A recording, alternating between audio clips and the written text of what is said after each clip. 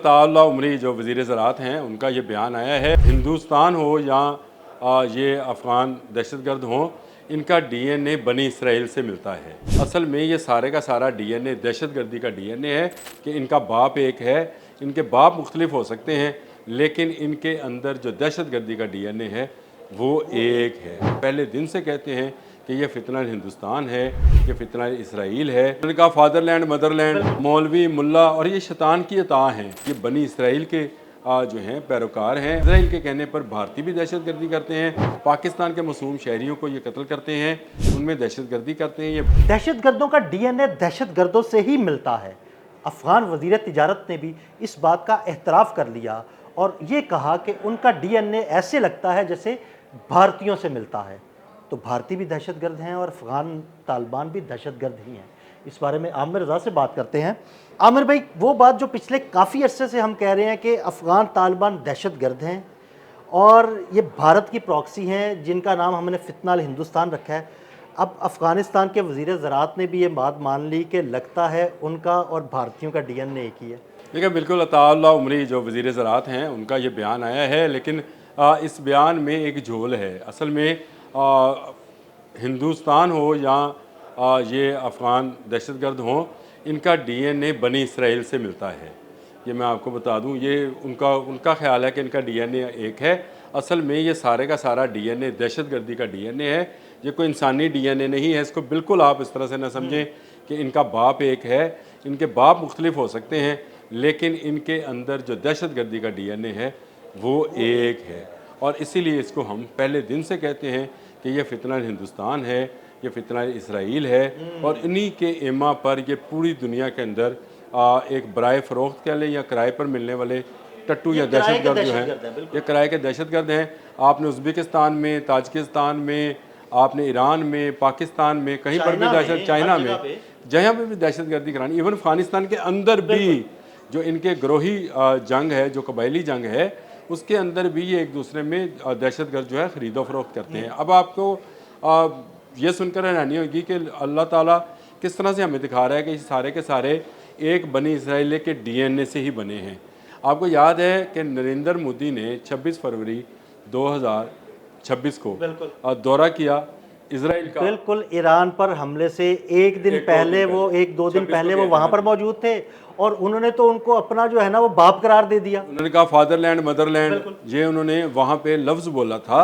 ये fatherland Motherland क्या था? इसी तरह का दिल्ली में होने वाली कॉन्फ्रेंस के अंदर जिसमें कोई आपका तल्लक नहीं था, ये मौलवी ताउल्लाह उमरी जो हैं, नाम सुने इनका, ये ऐसे लगता है जैसे ये पता नहीं ये मौलवी मुल्ला और ये शैतान की अता हैं। ये किसी की नहीं है, ये बनी इसराइल के जो हैं पैरोकार हैं और इसी के कहने पर, यानी इसराइल के कहने पर भारतीय भी दहशतगर्दी करते हैं। पाकिस्तान का खौफ है इनके दिलों के अंदर बैठा हुआ।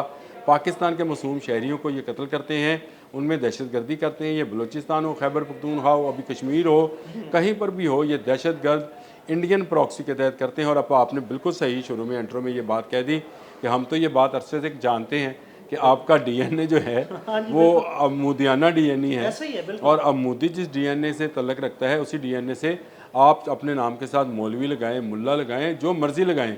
हाँ, मोदी गुजरात का कसाब जिसे कहते हैं, गुजरात का दहशतगर्द था। नहीं, गुजरात का क्या, पूरे इस वक्त पूरे हिंदुस्तान का दहशतगर्द बना हुआ है, बल्कि पूरे खित्ते का दहशतगर्द बना हुआ है। ईरान के अंदर किसने दहशतगर्दी, ईरान के अंदर जासूसी किसने की थी? इन्होंने की थी। और अफगानी और ईरानी भारतीयों ने मिलकर जो है ईरान के अंदर जो उद्यम मचाए रखा है ईरान, और तभी ईरान ने बहुत लाखों की तादाद में अफगानी निकाले और सारे के सारे वो जराइम पेशा थे। अभी भी वो वहाँ से सरहद के अंदर घुसने की कोशिश करते हैं, जिनको ईरानी जो है पीछे धकेलते रहते हैं। तो ये एक जंग जारी रहेगी। जहाँ जहाँ इनका डीएनए आपस में मिलता है, वो मैं आपको बता दूं, ये एंड पे जाके इसराइल के साथ मिलता है। आपने वैसे बड़ी दुरुस्त बात की कि ये दरअसल कोई इंसानी डीएनए नहीं, ये दहशतगर्दी का डीएनए है। इसराइल दहशतगर्द रियासत, भारत दहशतगर्द रियासत, अफगानिस्तान भी दहशतगर्द रियासत। तो ये तीन दहशतगर्द रियासतें जो हैं, इनका डीएनए, सोच, इनका अमल ये सारे का सारा ये साबित करता है कि ये असल में एक हैं। और कैसा खित्ते में, हर खित्ते में इन्होंने तबाही मचाई हुई है। इसराइल ने देख लें मशरिक़ वस्ता में तबाही मचाई हुई है, आप इनको देख लें, अफगानिस्तान को देख लें, इसने सेंट्रल एशिया में तबाही मचाई हुई है, पाकिस्तान समेत। और इधर भारत देख लें, इधर पाकिस्तान है, उधर नेपाल है, बांग्लादेश है, श्रीलंका है, हर जगह पर। और इवन भारत के अंदर भी इन्होंने दहशतगर्दी जो है, आप अक्सर वो स्टोरीज भी क्या करते हैं, मणिपुर की हम अक्सर मणिपुर की स्टोरी करते हैं, वो 7 रियासतें जो है, चिकन नेक वाला रास्ता उसके बारे जो में है, बात फिर तामल रियासतें हैं, उन पर भी ये इनकी दहशतगर्दी शामिल है। तो इनका दहशतगर्दी का डीएनए असल में एक है, इसमें कोई दो राय नहीं हो सकती। मैं ये मौलवी अताउल्लाह उमरी की इस बात से 100% मुतफिक हूँ, बल्कि मैं इसमें इजाफा करता हूँ कि आप सबका डीएनए जो है इजरायली दहशतगर्दी का डीएनए है, और इस डीएनए को ख़त्म करना ही जो है दुनिया का अवलीन मकसद होना चाहिए। और इसको ख़त्म करेंगे ही तो दुनिया में अमन आएगा। मैं भी यही कहता हूँ कि ये पूरी दुनिया का अमन जो है, देख लें इस वक्त मिडिल ईस्ट में क्या है, आपने हमस क्यों बंद है, ये उसी डीएनए की वजह से है। गज़ा में जो लाखों लोगों का, हज़ारों लोगों का खून बहा है, किस लिए? उसी दहशतगर्दी का डीएनए है। इसी तरह आपने गुजरात का नाम ले दिया, मणिपुर का नाम ले दिया, और बांग्लादेश और श्रीलंका और इन ममालिक का, नेपाल का नाम ले दिया। वहाँ पर दहशतगर्दी क्यों है? पाकिस्तान के बलूचिस्तान और सरहदी इलाकों में दहशतगर्द कहाँ से आ रहे हैं? अभी भी कराची में जो हमला हुआ, 3 दहशतगर्द अफगानिस्तान से आए। तो इनका दहशतगर्दी का डीएनए है। दुनिया में जिस खत्ते में भी दहशतगर्दी होगी, उसके पीछे आपको इजराइल नज़र आएगा, भारत नज़र आएगा और अफ़गानिस्तान नज़र आएगा। ये किराए के टट्टू हैं। अफ़गानिस्तान में कोई ऐसी चीज़ नहीं है, कोई पैदावार नहीं है। ये पैसे इजराइल से और भारत से लेते हैं, और पूरी दुनिया में जो है इन्होंने दहशतगर्दी फैलाई हुई है। ये दहशतगर्दी का ख़ात्मा असल में दुनिया का मिशन होना चाहिए।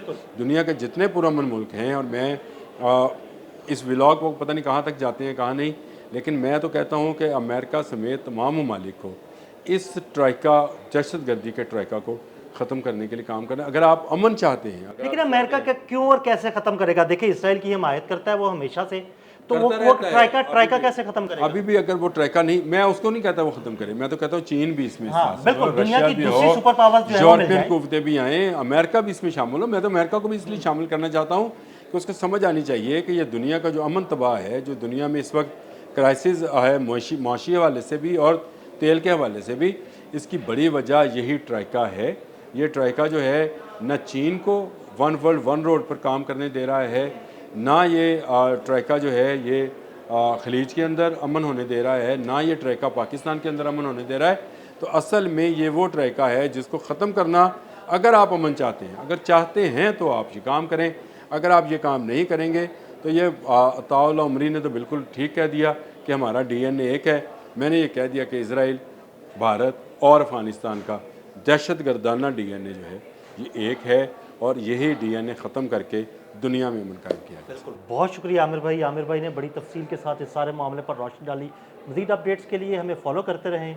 अदील अहमद और आमिर रज़ा को इजाज़त दीजिएगा। अल्लाह हाफ़िज़।